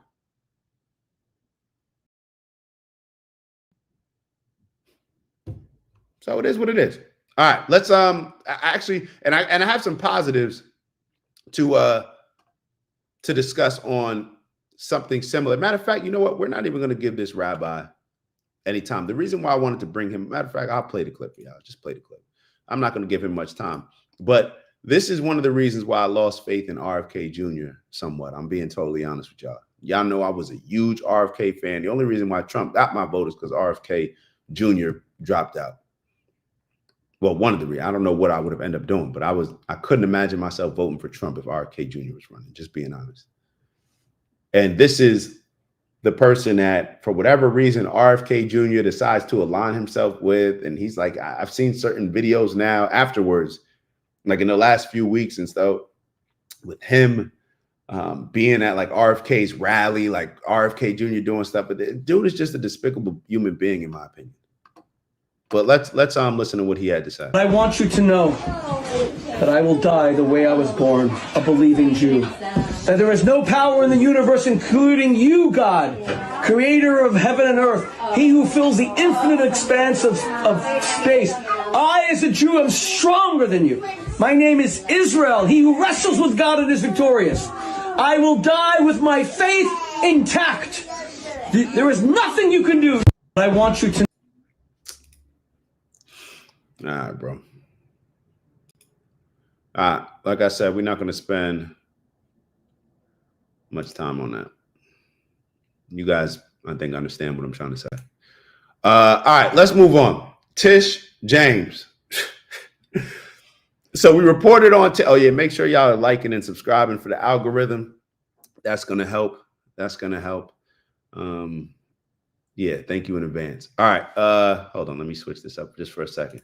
So Tish James, that's the Attorney General of New York. She finally responded to these allegations of fraud that I guess you would say Donald Trump's Department of Justice put on her. And it's kind of some irony there that we discussed last week, where she's the Attorney General that sued Donald Trump. I think she got like 400 million or 250 million, something crazy.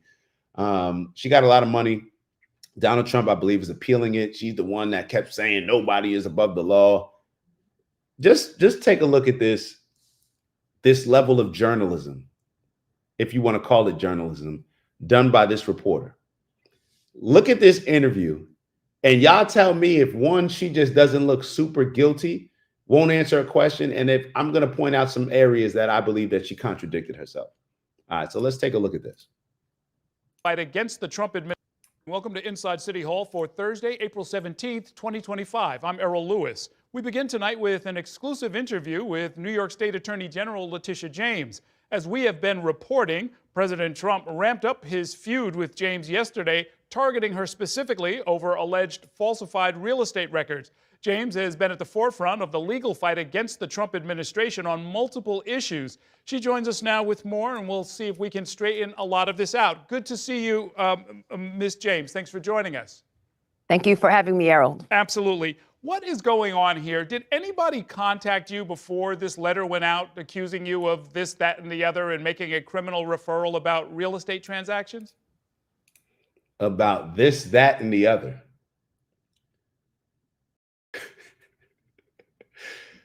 How about you say exactly what she's accused of, just like you would anybody else, especially if she was a white woman or a Republican, right?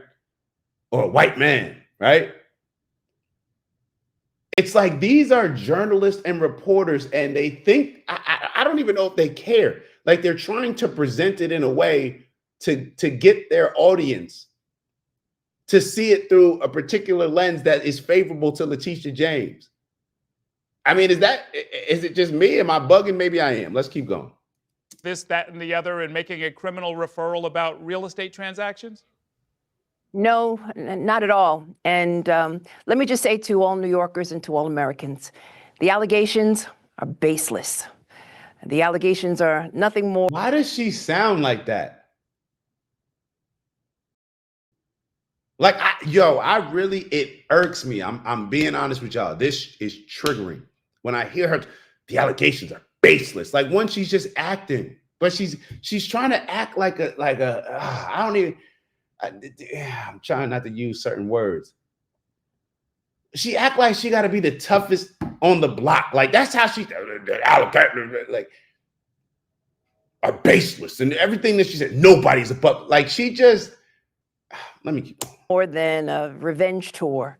And as you mentioned, my office was successful in securing a $454 million judgment against Donald Trump and others for exaggerating the value of his assets.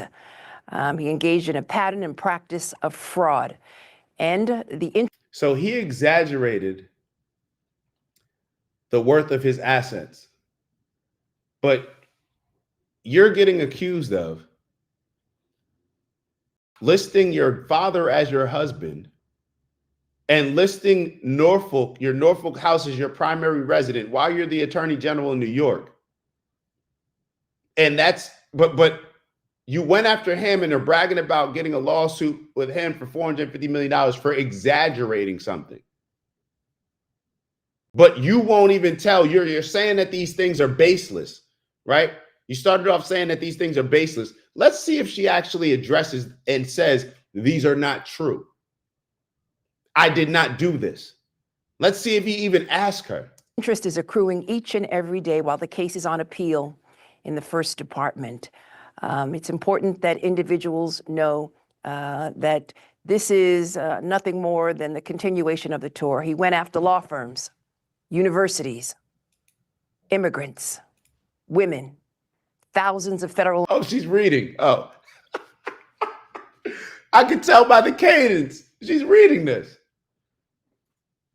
Okay, all right, cool. That's nothing wrong with that. But you know what's so funny? And I'm telling y'all, and it's so funny that this situation happened because the day before this situation came out, or maybe earlier the day, I was having a conversation and I was calling out the fact, like, you do realize that, okay, Donald Trump's being accused of targeting certain people with his Department of Justice. You do realize that that's what they did to him. like that's literally what they did to him.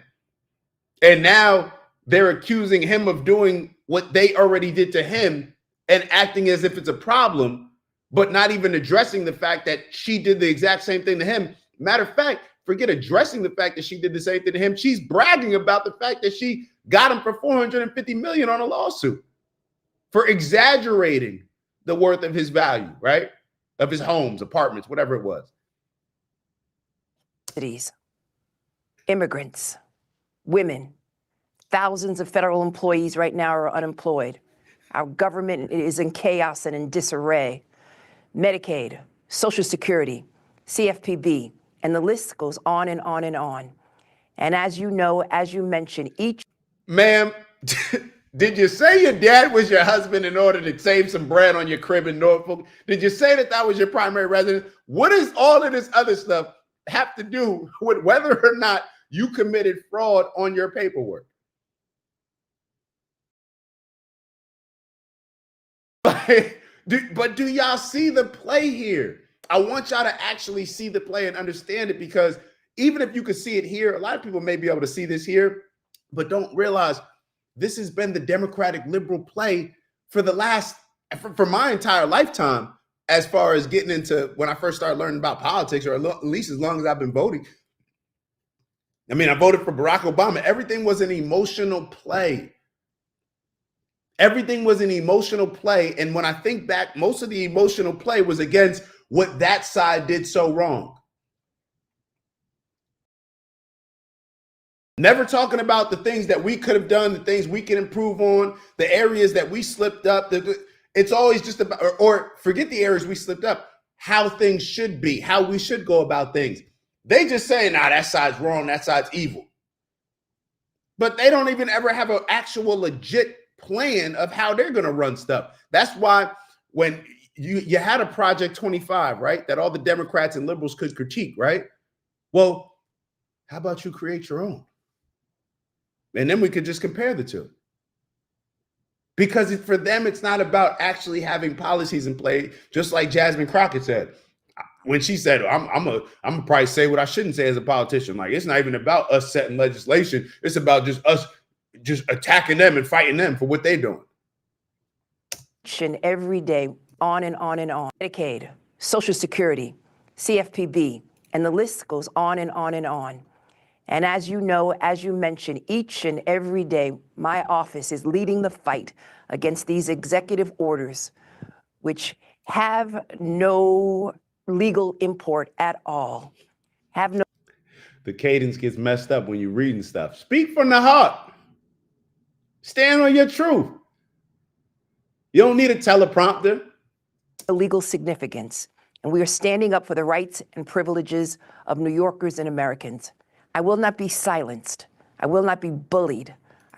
Who's trying to silence you? Actually, we want you to answer the damn question. I will not bend. I will not break, and I will not. Yo, listen to this.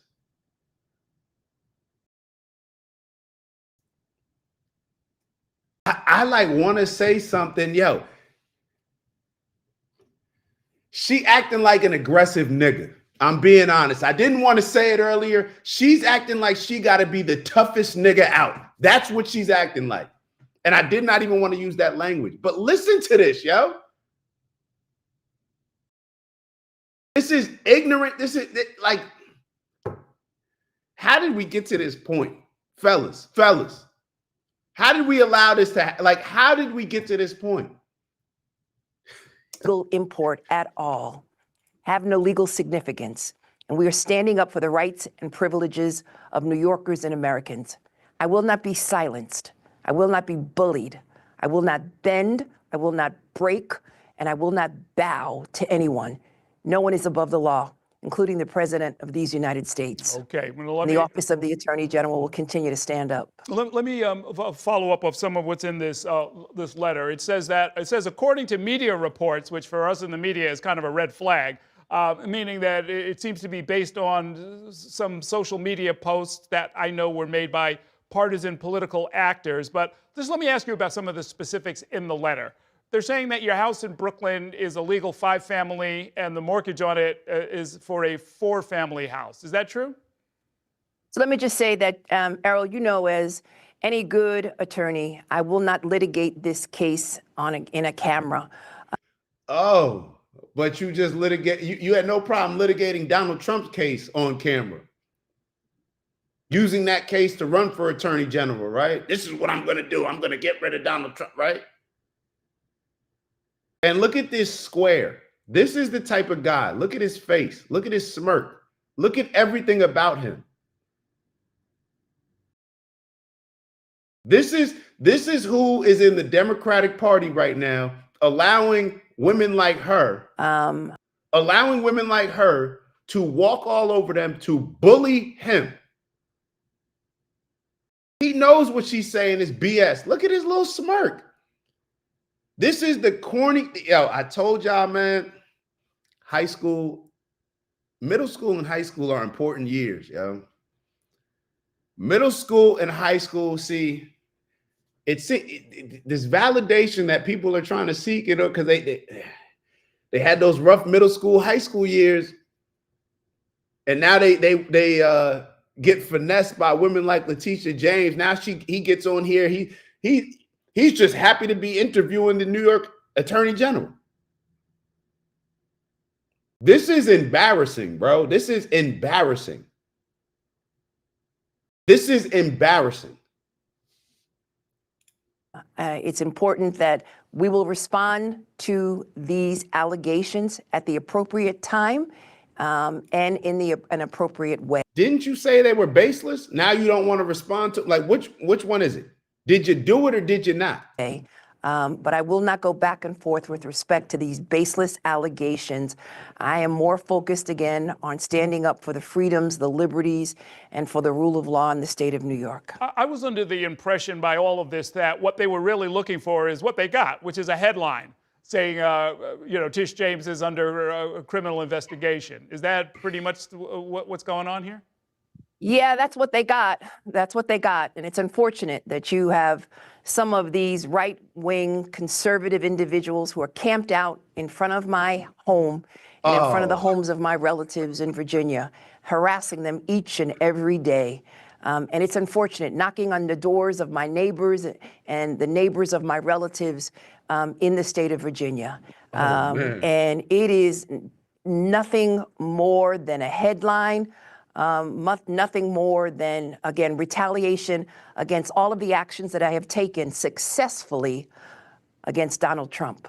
Okay. Well, yeah, as you know, members of the New York press corps are not shy about this stuff. And believe me, we'd be there in the hunt if there was anything to hang on to. I didn't find very much. That's partly why I was asking you about it. I didn't find much. That's partly why I was asking you about it.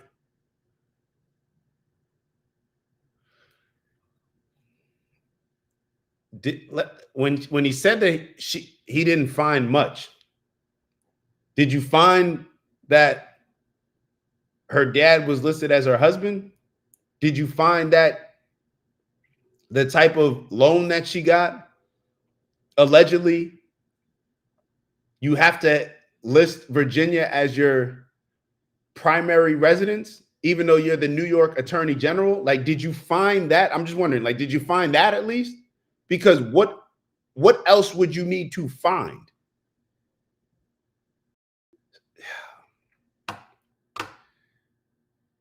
This right here is a picture of the square men that are running around allowing Black women in particular, but women overall, to do whatever, say whatever, without having any opinion and any pushback. It's like they just celebrate whatever. She got him looking crazy. She bullied him into conducting this interview this certain type of way, or Spectrum, his company, did. And they got him looking crazy right now. She knows damn well that he is never going to be taken seriously. Look at him. Let me move on, though, and ask you about some of the litigation that you are involved in. The funding for college students, that kind of slipped under the radar. There's so many other different things that are going on. But there's a threat to funding that you and some of your fellow attorneys general are suing over. What's the latest on that? So we've got, Errol, a number of cases, including defending the rights of universities, defending academic freedom. So I guess we're done addressing the fraud. Okay. All right.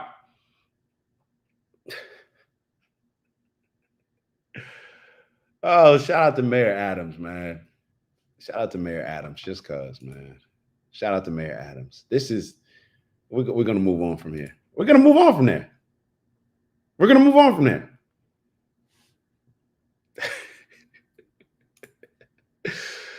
Oh, no one is above the law, Tish James. You the one that said it. No one is above the law. You got caught. You got caught. Just admit it. Take your L. Donald Trump told you to walk away. I don't know if you got to do that, but at least acknowledge that you messed up. You got to, because it may get even worse. It may get even worse. All right, so let me show y'all this. Share this tab instead. All right, so there was a protest over the weekend, a Protect White America protest. So there was a Protect White America protest in Texas. If you guys saw the video on Friday that I put up with, I think we were talking about it with Jason Whitlock. He was interviewing this guy, Jake Lang, I believe his name is. And he put together a protest that protects white Americans from the violent activities based on Black culture and how white people are suffering from violent actions based on Black people and Black culture. So he decided to put on a rally that is going to be in Texas, to support Austin Metcalf and to support white Americans. Jason Whitlock thought that it was a problem that he doesn't realize that he's being used to push this race war agenda that people seem to be pushing. When I tell y'all this, hold on. Before I even said any of that, I should have said, Austin Metcalf's dad, Jeff Metcalf, is an American hero. He is an American hero. Maybe a humanity hero, a global hero. Now, I don't know much about Jeff Metcalf, but I'm basing what I'm getting ready to show y'all. I'm basing what I said based on what I've been presented of him. Now, maybe something new will come out that says, they were right. He's a white supremacist. Maybe something will come out. I don't know. Maybe something will come out where he'll have one of these Kanye robes on. I don't know. If so, I'll adjust my position on it. But Jeff Metcalf is an American hero, and I'm getting ready to show y'all why. Right now, during a time where people are trying to create this next race war, where everything is made about race, you got race. You got the Democrats and the liberals, because they lost, they're upset. They're trying any and everything to push against Donald Trump. And the biggest card they can play is this race card. But I believe this gentleman made a mistake. And he made the mistake in thinking that perhaps white America is as interested in white victimhood as much as black people are. See, black people have always been sold by the Democratic Party victimhood. Be a victim. Vote for us. We're the only ones that can save you, help you, right? So black people have bought into it. Apparently, based on this rally, white people haven't bought into it as much. Certain white people, I would say. Now, if this was on the Democratic side, they probably have a whole lot more people. But I guess they didn't get the turnout that they were looking for. Let's just play the video. Let's just play the video. I'm talking too much. Somebody wrote that on one of my videos the other day. The comments, they're like, "Yo, you talking too much." I said, "I appreciate the interaction and engagement. I'll take that in consideration." Hey, Jeff, it's Jake Lang here. Yes, sir. What can I do for you? So as you can see in the beginning, there was actually more new media members and police than there were actual people that attended the rally.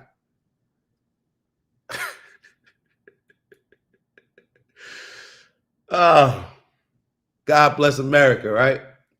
So this gentleman that put on the rally, I'm getting ready to show y'all a conversation between him and Austin Metcalf's dad. Listen to Austin Metcalf's dad. And matter of fact, no, before that, all right, I'm gonna show you that.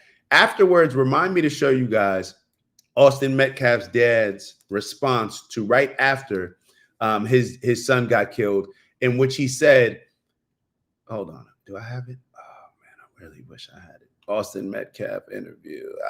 Jeff Metcalf. Hold on, let me see if I have it on here. Jeff Metcalf. The reason why I want to show y'all his response after son. The reason why I want to play it is because right after the situation happened, they interviewed Jeff Metcalf, and he said, "I do not wish for any harm on the other person's family." I got it right here. Hold on. We're gonna play this. I gotta play this in a sequence. My apologies. I just got to make sure that y'all get everything. I know this may just be a me thing, and y'all may not want to hear it, but I got to go back and just play this for y'all. Give me a second.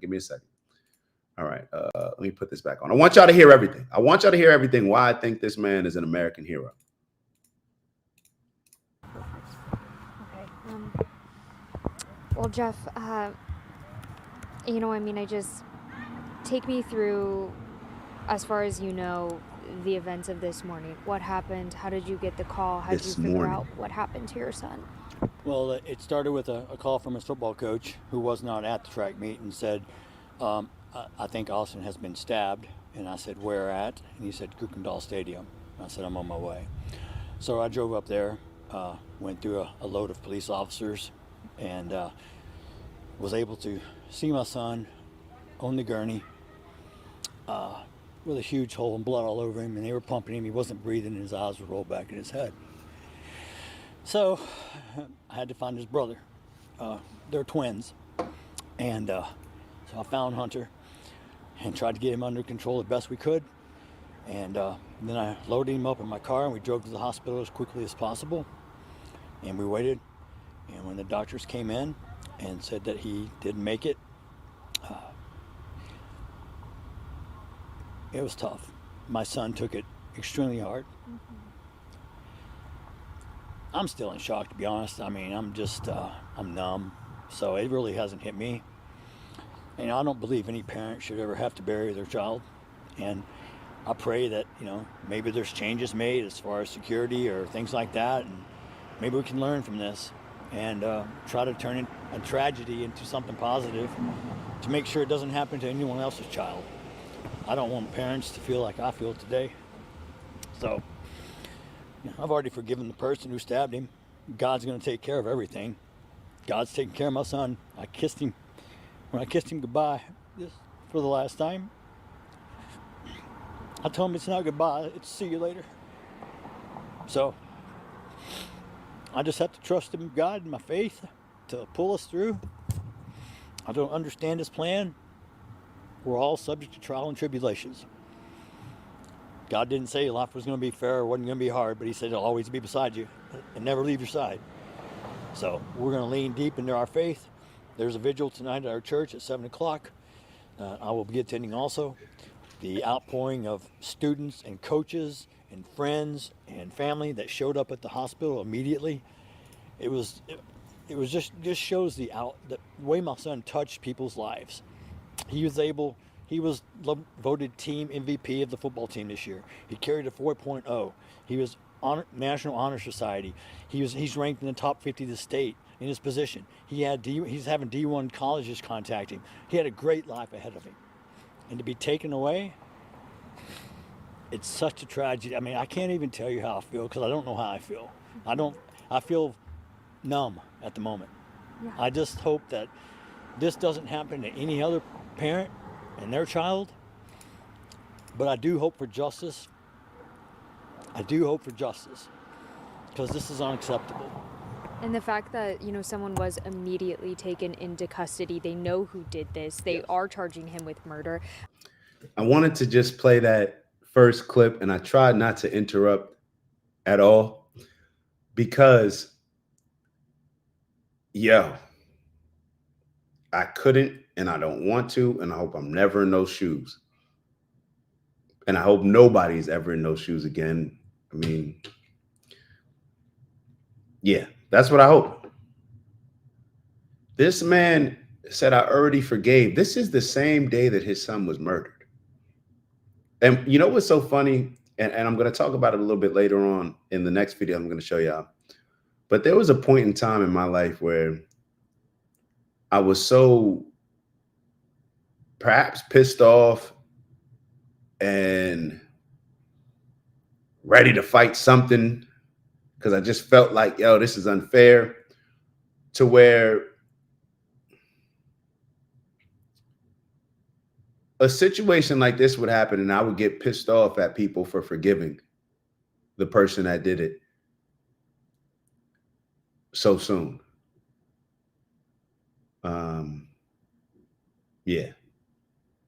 And to hear this father say that he not only forgives the kid, he talks about he wouldn't want any parent to experience this, talks about how you can turn a tragedy into a learning experience, says that, God's going to take care of our family. He didn't say that God's going to take care of and put punishment and bring justice on the kid who did this. He didn't say any of that. This man didn't say any of that.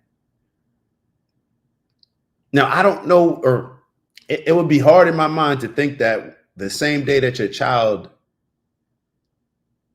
is murdered or even just dies, you know what I mean? If it was a different situation,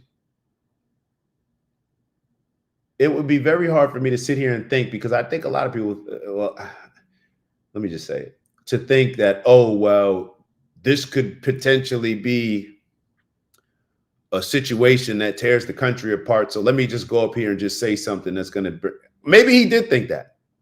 Maybe, matter of fact, now that I'm thinking about it, maybe he did think like, this is not a racial issue. Maybe, I don't know what was going through his mind. Maybe I shouldn't even have brought that up. I'm just going based off of what he just expressed. Now I want to show y'all the other video that I was getting ready to show y'all. Take a look at this video. Take a look at this video and let me get your thoughts. Americans, fight. Hey, Jeff, it's Jake Lang here. Yes, sir. What can I do for you? Jeff. So Jake is calling Jeff Metcalf's dad. This gentleman, the black guy holding the phone, he came on behalf of Jeff Metcalf.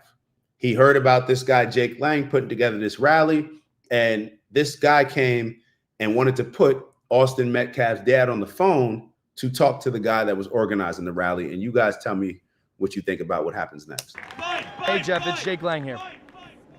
Yes, sir. What can I do for you? Jeff, first of all, my entire heart rests in your hands. I would be in my position, not even as somebody even knew your son, but somebody that shares the same understanding. I grew up as a 17-year-old young white man too, and I grew up in fear of my life around black people because they were killing and robbing people around me all the time. And I don't understand, as I was a father, you could sit idly by and not condemn the culture that killed your son. There is an epidemic problem in this country, and your voice could be one of the loudest voices in this country, but you've chosen to recoil out of fear and continue the suppression. Why will you not stand with me and with the rest of the people? We're not calling for racial divide. We're not calling for hatred. We're saying 350,000 attacks on white people by black people a year in this country is wrong. Why can't you stand that and say with that? Maybe you can. Would you be willing to stand by me in a press conference or in an individual interview and talk about this issue that is larger than Austin at this point? God rest the beautiful young man's soul that would have been one of our strongest voices if he was still alive today. Are you done? Yes, I am, sir. Okay, my turn to speak.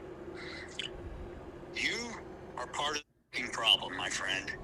You're trying to create more race divide than bridging the gap. I do not condone anything you do. You do not have any... That's called white guilt. No, let it talk.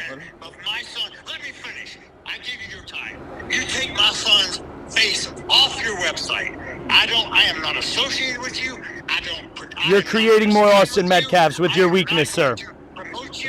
You are creating more Austin Metcalfs with your weakness. In history, this is the shift where white people will no longer... We have heard that 500,000 children have died. Imagine that.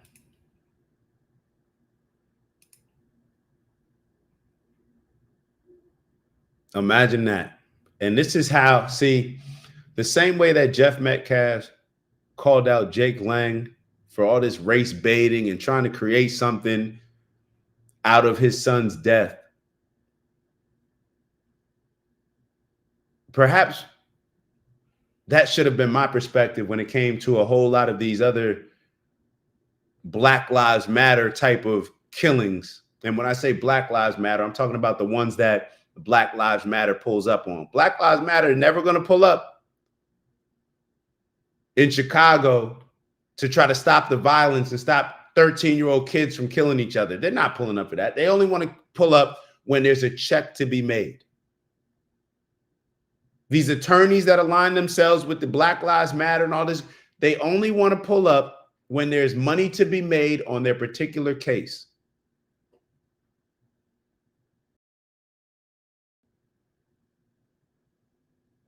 So imagine if this approach was applied to maybe other people. Now there's probably a whole bunch of black people going to say, well, we don't have the same history in this country, so therefore, cool. We could, no two things are going to be the same, right? So we can never judge, right? We can never judge anything else because no two things are the same. Cool.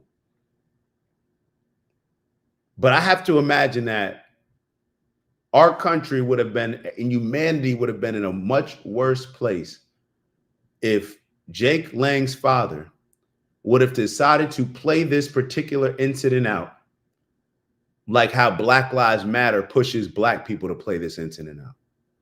Now, I'm going to show y'all another video. I'm going to show you another video. I believe I have it up here. Okay. This is a video. So that press conference that Carmelo Anthony's family gave, where you saw, I'm not sure if you guys saw it, his mother was speaking and she was talking about some of the things that they're dealing with, people lying on them, which people have, about like the money that they're using or the money that they raised or a group raised and how they're using it to buy a new house, buy this. I believe the majority of those things were lies. I didn't, at that point, I don't think they even were able to take out the money yet. This same press conference that I'm referring to, I did not know that Jeff Metcalf went there. And he went there with intentions because he thought that, well, let's hear the intentions. I'm not even sure. I haven't even seen this clip that I'm getting ready to play. But based on what I read before, he went there to try to show some type of unity. Now, some people will say, well, no, that's just a play. He's just doing this. Based on what the guy said, you just saw the guy. You just saw him. He's either the greatest actor in the world, which he could be, or he's just who he presented himself in that video on probably the worst day of his life and what will be the worst day for a lot of our lives. What's up, Anthony's? So here we have Jeff Metcalf, who wanted to go to the press conference. Now, I'm assuming that the Carmel, well, let's just see what happened. Let's just see what happened. I don't need to keep talking. Let's just see what happened. Like I said, I haven't seen this clip. It's only 30 seconds. So it looks like Dallas police is walking in. Like a dope coffee shop.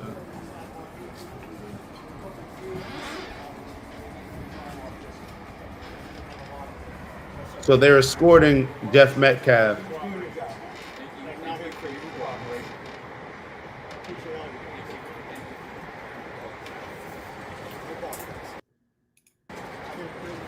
So they're escorting him out. I actually want to look up a different Jeff Metcalf. Hold on. I want to look up, see if I can find another one. My fault. I should have. I don't think that they have much video on it because I don't think he made really a big deal out of it. I'm going to be totally honest. Jeff Metcalf attends Carmelo Anthony press conference. Let's see if that comes up.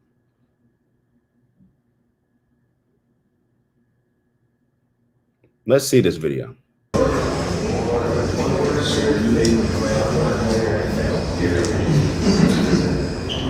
202-907-17.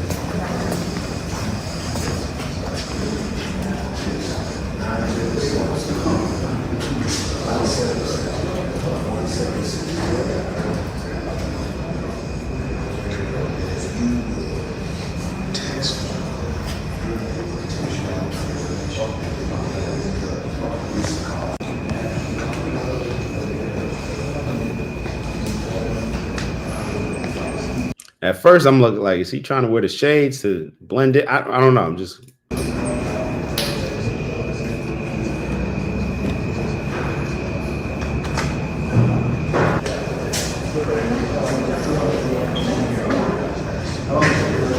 Okay, so apparently we're not going to get any. I don't know. It doesn't seem like there's any voice, or we're not going to hear anything about it. But hello, everyone. We are about to.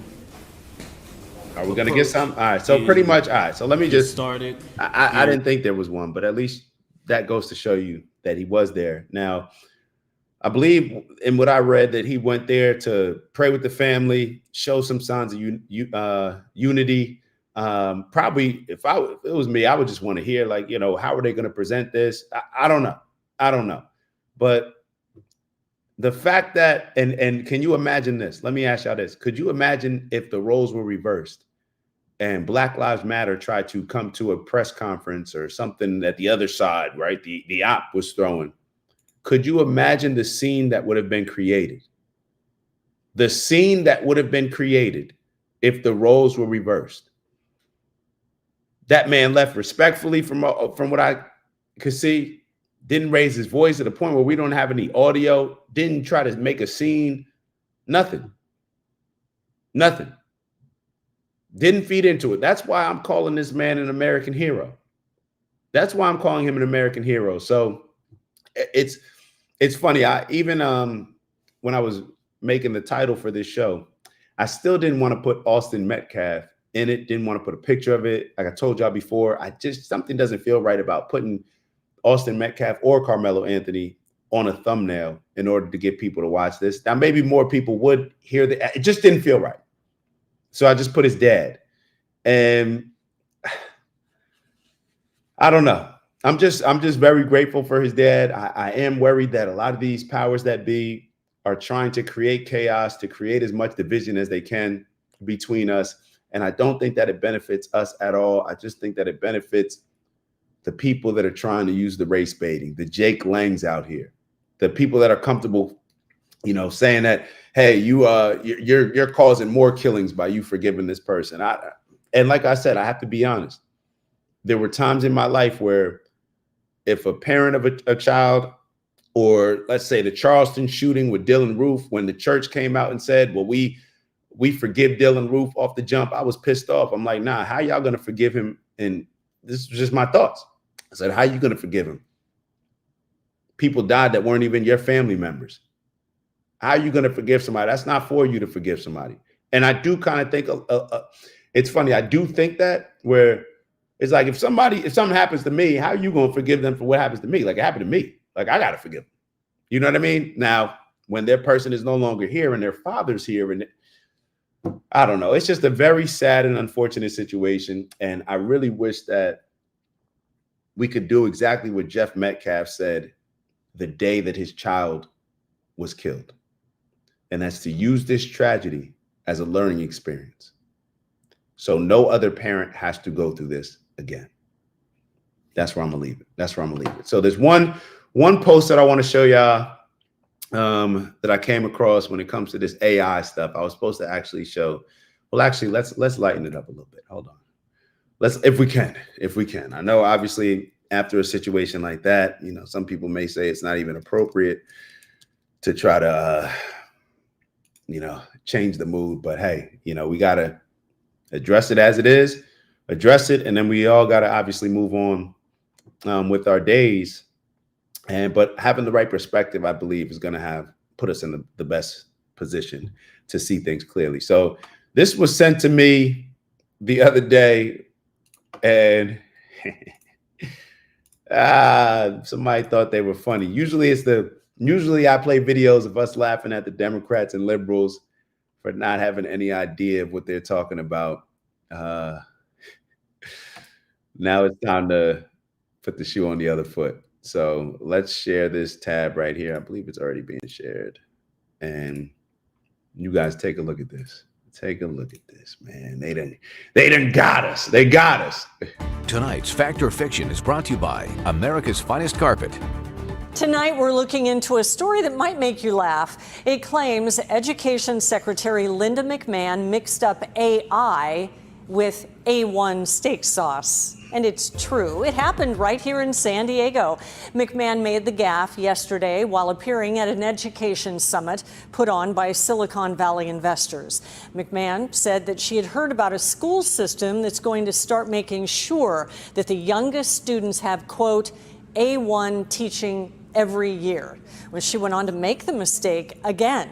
Well, not surprisingly, A1 steak sauce pounced on the blunder, posting on X, agree, best to start them early. If you would like to submit a question to us, go to 10news.com, click on Fact.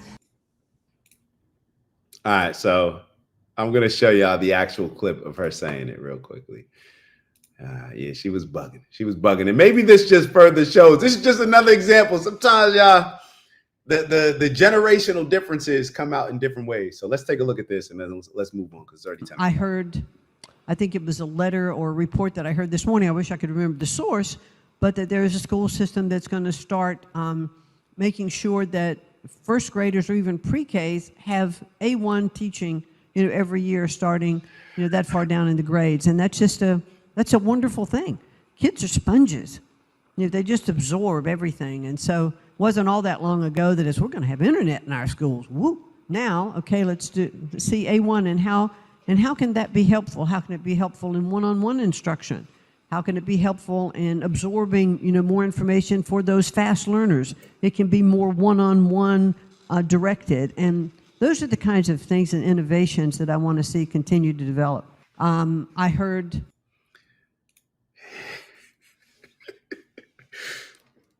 They got us, man. They got us with that one, man. They got us, man. It just is what it is.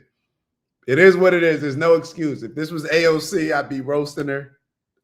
So I got to roast Linda McMahon. Oh, man. This is the head of the Department of Education. I have to reiterate, this is the head. This is Trump's head of Department of Education. I'm just clowning a little bit. Maybe this is why it's good to make sure that you clown both sides. Maybe I'll show a little bit more grace to AOC when she has a brain fart answering a question as far as what's capitalism compared to communism, whatever else she's answering. I don't know, but they got us. They got us. But speaking about AI, staying on the concept of AI, I wanted to share this video with you guys from, it was a Breakfast Club interview. So this is Mel Robbins. So Mel Robbins, she went on the Breakfast Club, and let me share this with you guys. Share this tab instead. You guys see it? All right. Check this out, what she said. Yo, ChatGPT is a monster. ChatGPT is a monster. I can't tell y'all what I was doing with it because I use it how I use it, but y'all use it how y'all use it, like work-wise. Like you can't just rely on it to do all your work. You definitely can't. But when you can work and find a balance working with ChatGPT, I think it's worth it. Like ChatGPT, and then when they hit me with what I was looking for, I said, yo, I wrote back to them like, yo, this is great. Like this is, I said something like, this is amazing. Do you know what ChatGPT responded to me? Hold on, because y'all gonna think I'm playing. Hold on, let me just show y'all this real quick. I gotta show y'all this what ChatGPT responded. Hold on, where's this page? Do I have it up here? Hold on, I think I got it up here. All right, hold on. I'm gonna show this to y'all. Let me go back to this. Let me share this window. All right. It's loading. All right. So look at this. Hold on real quick. Hold on. Let me make sure I ain't got nothing crazy up here. Oh, I was looking up some Lions Made stuff. Yo, Maya made some Lions Made crab cakes yesterday for your boy. They were rocking. Yeah, shout out to the Lions Made crab cakes, Lions Made mushroom. All right, so the point what I was trying to show y'all is when I sent ChatGPT something, they said, let me know if you'd like to turn this into a, I said, damn, this is good. Look at what ChatGPT responded. Appreciate that. You're setting up something dope, real value, real movement and perspective people need to hear. If you want help with a dope title, teaser, script, or visual branding for the episode, I got you covered. This is ChatGPT responding. Yo, we don't need friends no more. Yo, for everybody out here, hold on. Let me get rid of this. If you're out here and you're feeling down, you're facing some insecurities, yo, go have a combo with ChatGPT, man. Go have a combo with ChatGPT. Could elevate your I don't know, your confidence, give you a little boost that you need. And it's funny because last week I was supposed to show y'all this video that I'm getting ready to show y'all, and I think they go hand in hand. So let me shut up and play the video. If you just do the things you do not want to do, you will have everything you have ever wanted. Expound on that. Well, I mean, think about it. Like if you want to make $1 million, here's my recommendation. Go to ChatGPT and type in, how do I make $1 million in the next 2 years? Give me a day-by-day plan that I can execute in 15 minutes. And it will probably teach you step-by-step how to launch a business online and get into affiliate marketing. And if you actually do those things, you will have $1 million in the bank. There are formulas for everything you want in life, to lose weight, to find love, to heal your formulas everywhere. I want to go back to something that you just said because it's true, right? Somebody out there is listening to you and they was like, that ain't going to work. And that's exactly why you're not going to get it. Correct. Of course. That's exactly why you're not going to get it. If you just do the things you... Yeah, all we got to do is do the things that we don't feel like doing, and then we're going to win.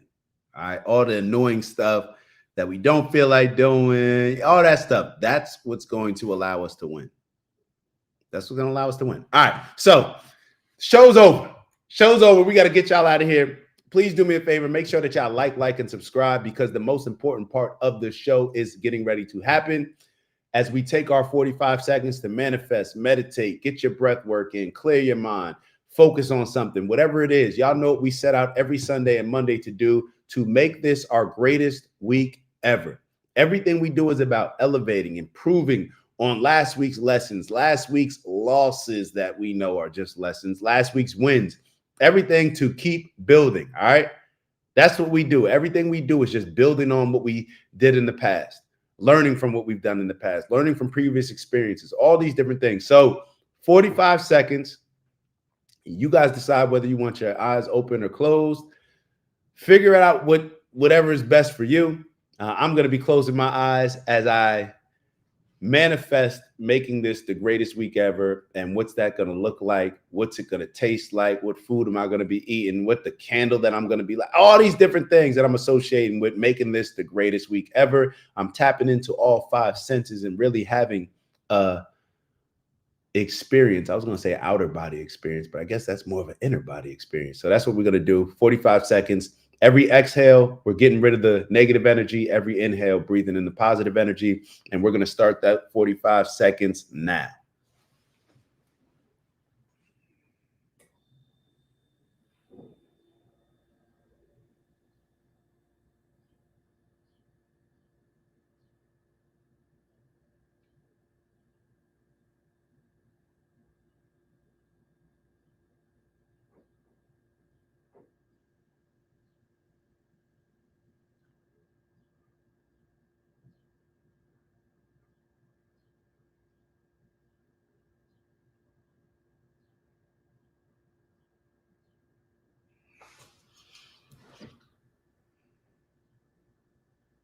All right, one more exhale. Exhale and all the negative. Think about all the negative energy, that annoying coworker that you're probably looking at right now or thinking about that you don't want to get a text from. The one that you got to change your personality for. Y'all know who I'm talking about. The person that you work with that you got to change your personality and make sure that the real you doesn't come out in an aggressive way. Yeah. Remove all that. Exhale that. Exhale. Inhale all the positive. This is an amazing coworker. I'm so glad that they think about me so much and are worried about, me elevating and giving me more work so I can show my value. All that stuff. All right. That's glass half full. Y'all know the energy that we on. Y'all know what we come here to do. Elevate on purpose, both from an intentional standpoint, raising our standards to become the best leaders we can become that are needed now more than ever. Shout out to Jeff Metcalf, as well as elevating our standards and challenging ourselves to grow into the individuals we need to grow into in order to accomplish those amazing goals that we set out for ourselves. Strength and honor, onward and upward. Get to that bag. Y'all know what I mean when I say get to the bag. If you don't, I'm talking about all the little things that we're collecting throughout the week that are going to give us that chance to compete on Friday to do what we set out to do today. Make this our greatest week ever. So, to determine what's in your bag, you got to figure out what your desires are. Figure out what you want, what makes it the greatest week ever. Figure out what desires you have. Figure out what's your purpose. What's your personal legend going to be? Shout out to the Alchemist. We'll have a reading from there on Friday. All these different things.